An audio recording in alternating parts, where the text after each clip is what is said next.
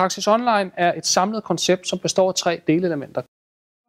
Jamen, det er jo helt nødvendigt for os at være tæt på skolerne og vide for deres bidrag og ressourcer og meninger ind i programmet.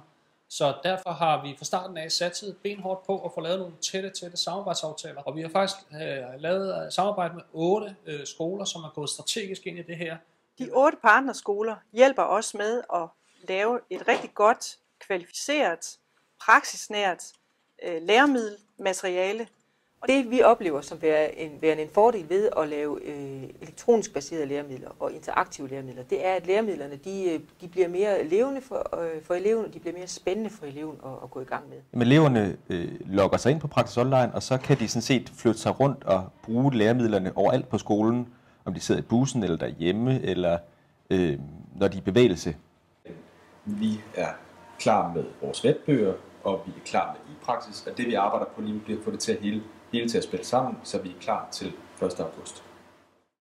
Jamen, det er meget vigtigt for os, at lærerne kommer rigtig godt i gang med det her, og derfor så støtter vi op på forskellige måder. Dels vil der inde i læremidlerne være vejledninger af forskellige art, så man kan læse sig frem til, hvad man kan gøre. Så vil vi lave nogle kurser, og vi vil lave nogle webinars, som man kan deltage i. Og når det rigtig løber af stablen til august, så kan man få fat i os på en mail, eller på en chat, eller på en telefon, så vi sikrer, at vi får rigtig godt gang i det.